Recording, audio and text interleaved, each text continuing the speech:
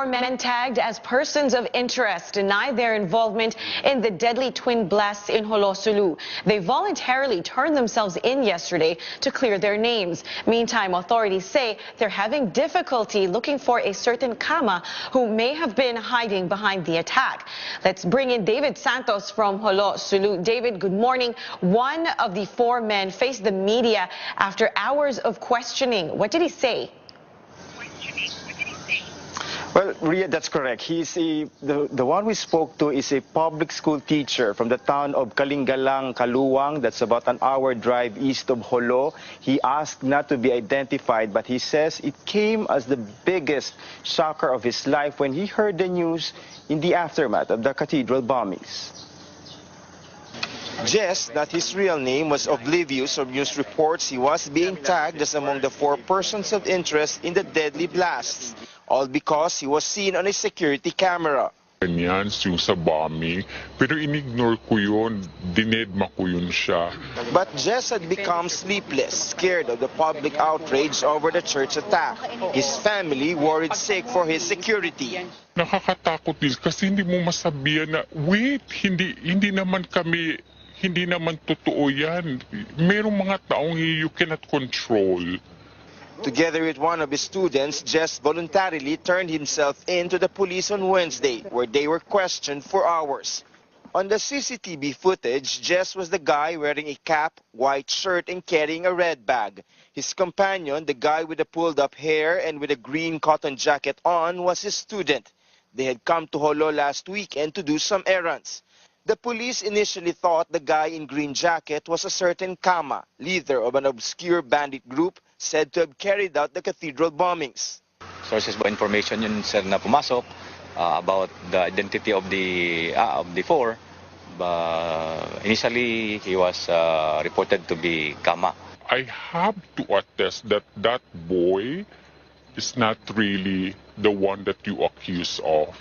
Two more men in the video have surfaced to deny any role in the blasts. Wala pong nag-iba dito, sir, kasi hindi po sila talaga suspects, persons of interest lang sila. Our suspects who were reported to you already remain to be our suspects until now.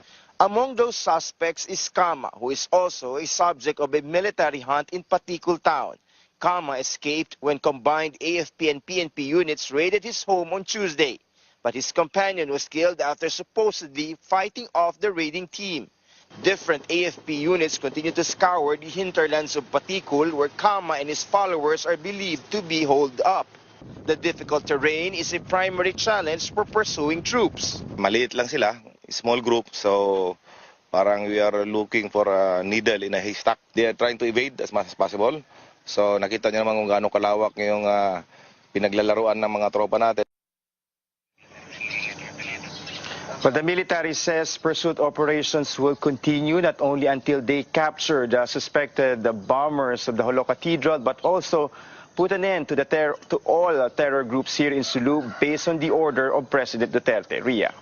David, maybe you can just clarify for us, how did those four men in the video become persons of interest? It was just an assumption because they were captured on CCTV and appeared to have sort of unusual actions and going in unusual directions right after the bombing? The police here say the mere fact that they, quote, acted suspiciously, as shown on the CCTV footage, prompted them to consider the four as persons of interest. Officials here pointing out that the four were just mere persons of interest and that they were not considered as police suspects.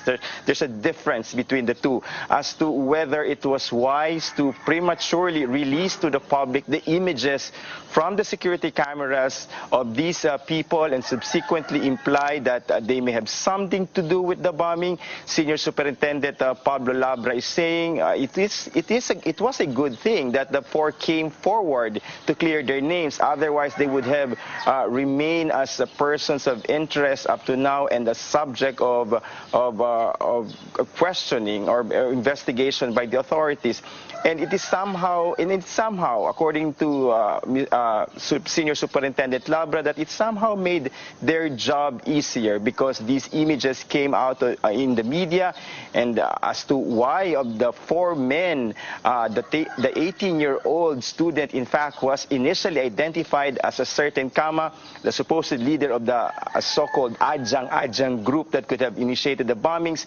The PNP here saying they merely based all this information from the different intelligence sources they were getting from the intel community, some, if not many of which, have yet to be validated. The PNP now saying also they have the photo of the original Kama, the person, the leader of the Ajang group that they are looking for. They have yet to release it to the public, but one thing is for sure, it's not the guy with a ponytail that was captured on the CCTV camera. Ria.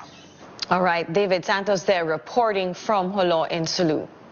After President Duterte said the blast in Jolo Sulu could be the handiwork of suicide bombers, defense and military officials are now saying the president could be correct. After they initially ruled out the possibility of suicide bombing hours after the blast. Defense Secretary Delfin Lorenzana says the first blast might not be a case of suicide bombing after an unidentified woman left a bag in front of the church. Officials, however, say the second blast could be suicide bombing done by a Yemeni based on intelligence reports. I was also convinced immediately na baka suicide bombing yun, ano? But pagka kasi suicide bombing na yan, somebody will immediately claim na itong taong ito naging martir. Wala pa naman tayo nakikitang ganun eh. DNA tests are being conducted on the remains of victims to determine their nationalities. Lorenzana also says the bombing in Lamitan, Basilan in July 31 last year was also a case of suicide bombing done by a Moroccan national. Lorenzana says around 40 foreign fighters are roaming in Mindanao based on their intelligence reports. There may be some efforts to educate these people to suicide bombing, but I don't think they are succeeding. Kasi hindi pa naman ganun kaano yung mga Pilipino na mag-suicide bomb.